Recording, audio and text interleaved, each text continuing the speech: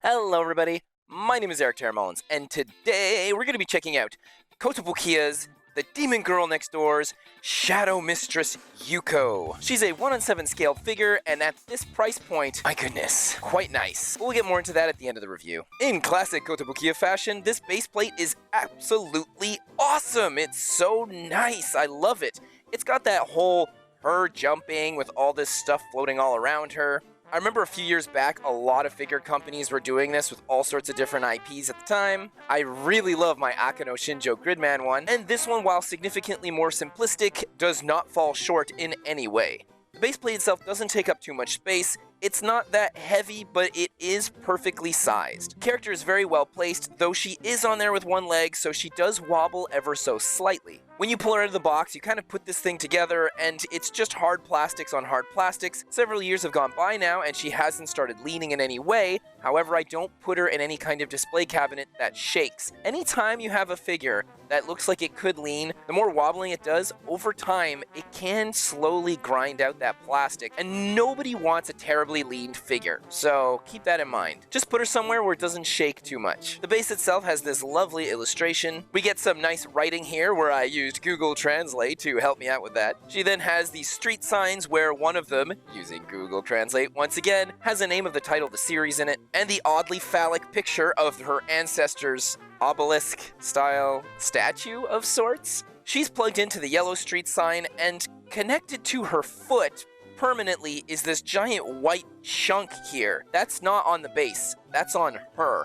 And it's very off-putting. It looks just terrible. I don't know why they didn't use literally anything else. Maybe they didn't want to go with clear plastics because they're generally pretty malleable and fairly consistent at leaning. But I still personally would have thought of some other sort of street something or other to put there. It doesn't look like some random chunky marshmallow. I don't know. I just don't like it. But it's a small thing, and it doesn't detract too much from the overall figure. Her boots are extremely cute. I always personally love to see some tread underneath, but we don't get that here. They're very smoothed out. Lovely pink with some gorgeous shading going across them, where then leads into these darker blues. I'd say that the shading here is kind of too dark, and in areas where you see all the fabric being stretched and pulled.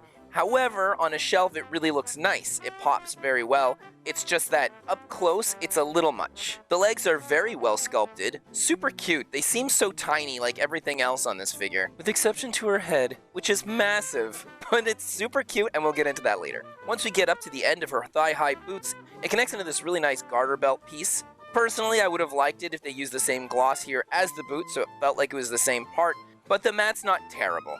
Everything here looks extremely cartoony, and once we get into her skin, it's very soft and very matte. Part of the reason why I would have liked these garter belts to be a little glossier, or maybe it pops out just a bit more so it can separate itself nicely from how soft the plastic for her skin is. She's a very shapely individual. Her left leg looks smooth, very nice. Her right leg has a tiny little bit of a mold line here going on the side, but it's not super bad and not that noticeable from most angles. We have these lovely clips that connect the garter belt into her underpants or somewhat bathing suit, and these have a beautiful darker metallic gold to the clips. From the back, everything's extremely well sculpted, as most anime figures are in this regard. They just really know their target audience. What the heck?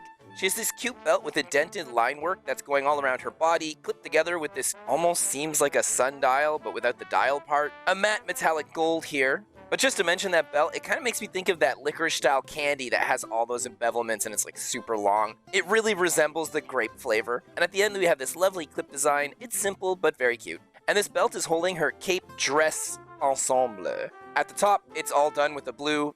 A lot of shading, a bit of stretches and folds in the fabric here and there. Is a little oversaturated, but looking at it from a distance, it really helps it pop. The underside really isn't all that noticeable, so meh. They put this lovely golden line work all along the extremities of the dress, and this is really well done. I like how we get to see it on the top and underneath. Very nice. Though the paintwork all across it isn't perfect, it's still quite decent. And then we have these cute little spikes that are the most fragile things you could imagine. When I got her, one of them was actually broken off, and I had to use some modeler's glue to clip it back into place. I did this rather than exchanging the figure because it was a very clean break, easy to fix, and it's not noticeable whatsoever. She has this really cute demonic tail that's popping out from the back and coming all around her body and swinging into the front. This thing has a little bit of shading to it. It's somewhat pearlized, which is good, and also glossy, so it pops out from a lot of the matte that we have on her. It's extremely thin, so you should be careful because I feel like it could snap fairly easily. On it, you connect her family's statue that's housing one of her ancestors on there. This part here is only okay. Oddly enough, because of the way that the plastic is designed, when you push this thing in, it deviates the beautiful flow that she has with her tail, so now it bevels inwards ever so slightly. I don't particularly like that, but looking at her from a front view on your shelf, you don't see it. Going up into her well-sculpted stomach, it's fairly petite, and the sculpted curves do a great job at reflecting lovely defined muscled shadows here and there depending on your lighting.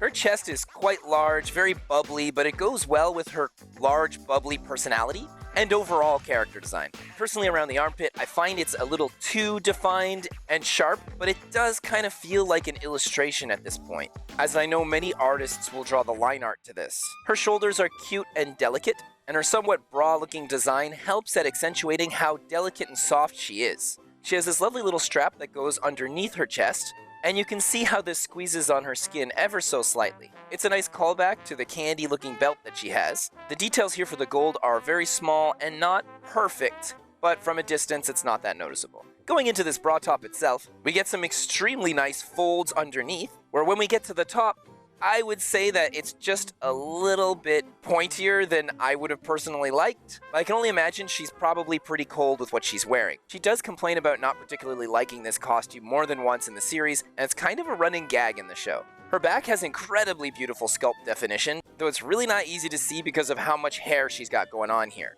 Regardless, they made it muscular, and I would almost say perhaps a bit too muscular, considering how soft and rounded they made a lot of the rest of this figure.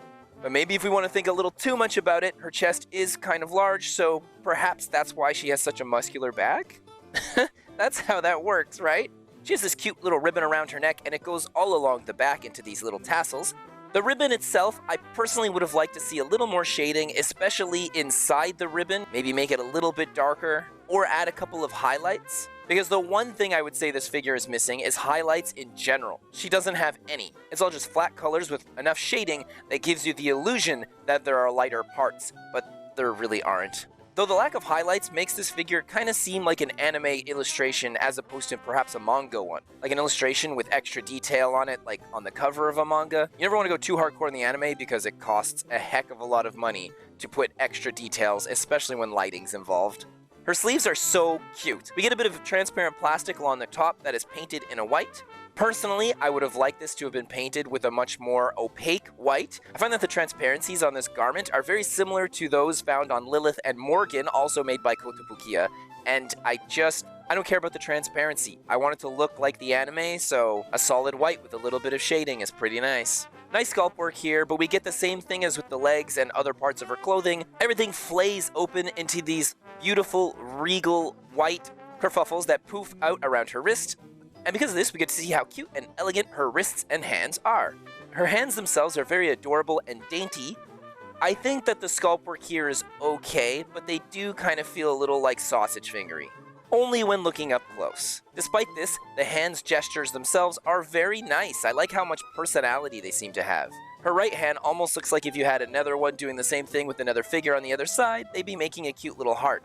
Kind of a missed opportunity for Kotobukiya considering this does have a sister statue. Her neck is really small, it goes up into the head very well, and because of how everything's designed, you don't see any of the connecting marks here. It's perfect. Her face is so cute.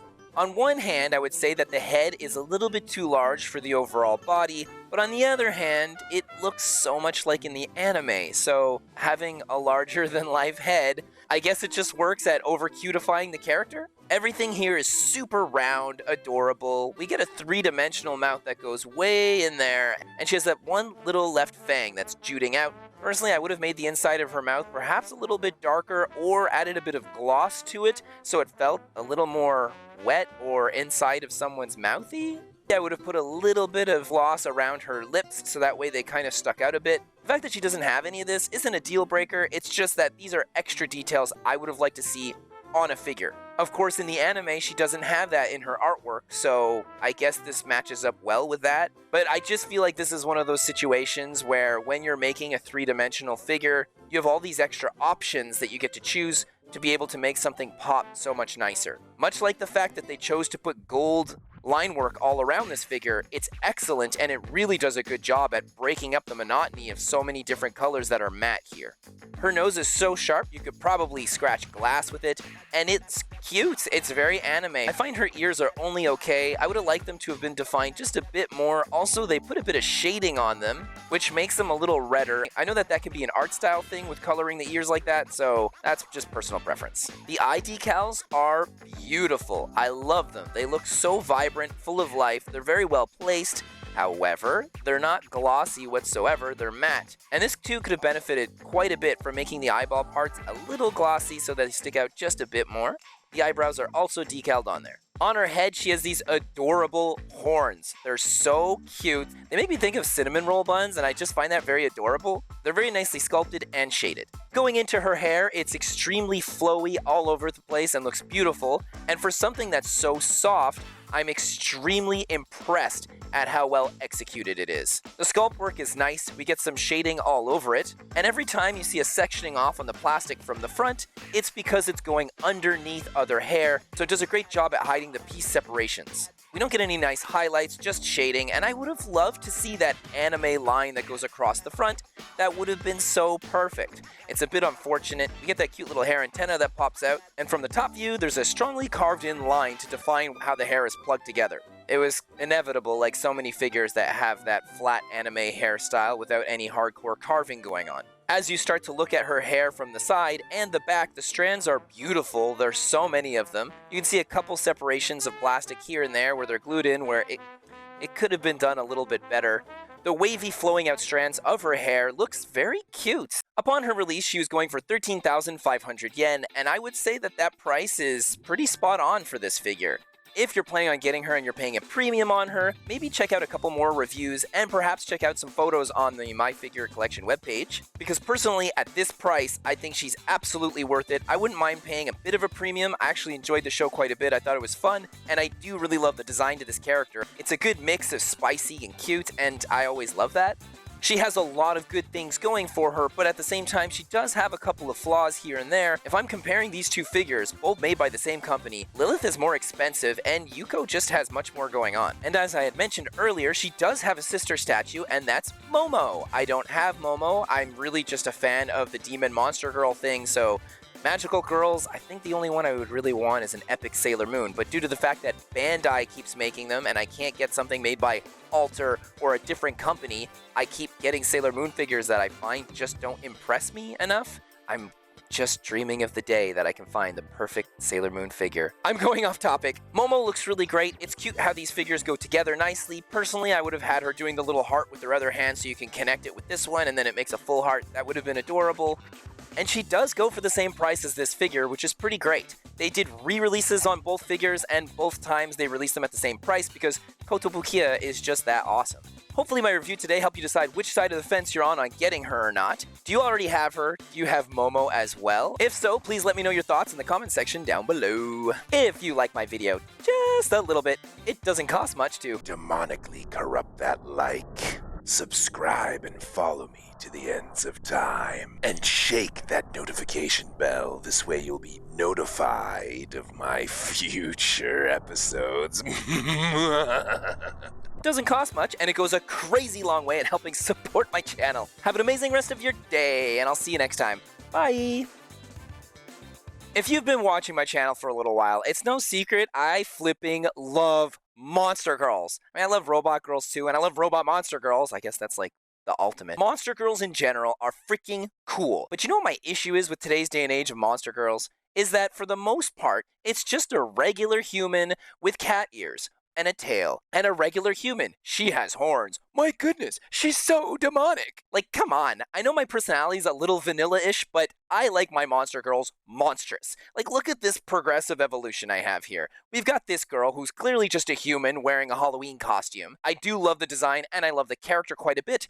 I'm just saying that we get a lot like this. And then we have something like this, where now we're getting into the territory of messed up wings, a more draconic, spiky-looking tail. The horn's a little creepy. She has those pointy elf ears. but she's still got human skin. The eyes at least look demonic, though her feet and her hands are still so human. Then we get something like this, where we finally get some beautiful blue-colored skin. That is so awesome.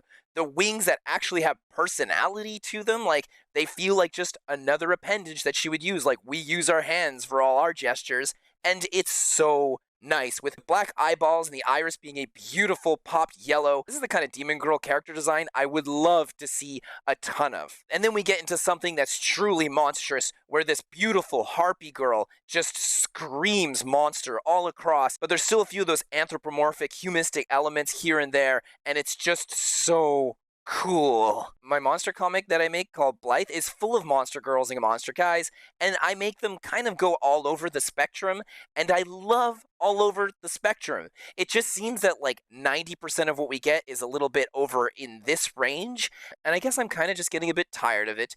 I'm hoping that this video doesn't age particularly well, and what I'm saying right now, down the line in like 5 or 6 years from now, people will be like, Eric, what the hell are you talking about, man?